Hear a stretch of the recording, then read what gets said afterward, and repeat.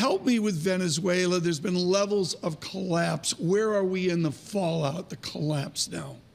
Well, we're still collapsing, and it's hard to imagine it can go further, but I think it can. Right? Economically, we're seeing shortages of basic goods.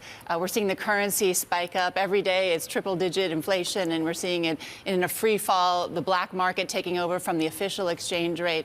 But the real challenge there is you have a government that is firmly in place, that has control of all of the guns. So it's hard to see a political solution to this economic problem. This chart is painful, folks. I'm going to bring it up. Bring it up right now. And what I want you to notice is the red circle over on the left. I did this morning. This is in honor of Steve Hanke of the Johns Hopkins University. The red circle is Zimbabwe inflation of 2008.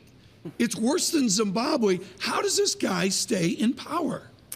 I mean, the short answer is... It's a military dictatorship. It's a military dictatorship, exactly. He has the guns. The other side is many in his government have really become true kleptocrats. So it's a zero-sum game. If they get kicked out, they go to jail. So there's no political solution without some sort of intervention.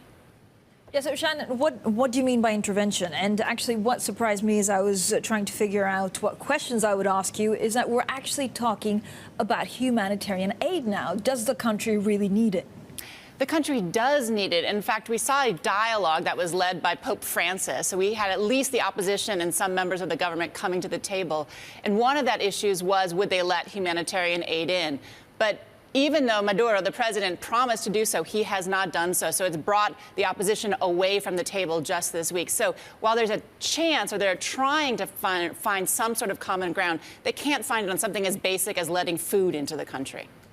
Right. So what happens? Are we going to see revolt? I mean, how do you get out of this mess? I mean, this is the big question. One way would be some sort of consensus. You'd find some people within the government that would join with others in the opposition, but I think that's really unlikely at this point. And what Maduro can do is hang on until the next set of elections. Or does he hang on until oil comes back? With your expertise on Mexico and, of course, a much worse Venezuela, is it oil to the rescue?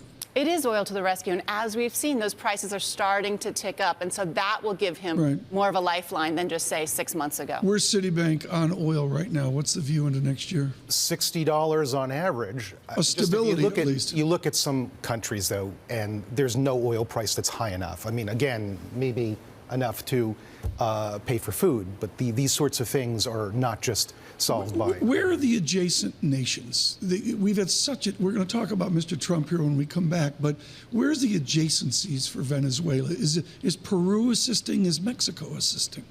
The interesting thing is you've seen a change in governments across the southern cone, right? Brazil, Argentina, Peru, and all of those are much more hardline against Maduro than in the past. But, you know, they need a galvanizing force. And turning to the Trump, is the Trump administration someone that's going to help bring together this coalition to put pressure on Maduro or not?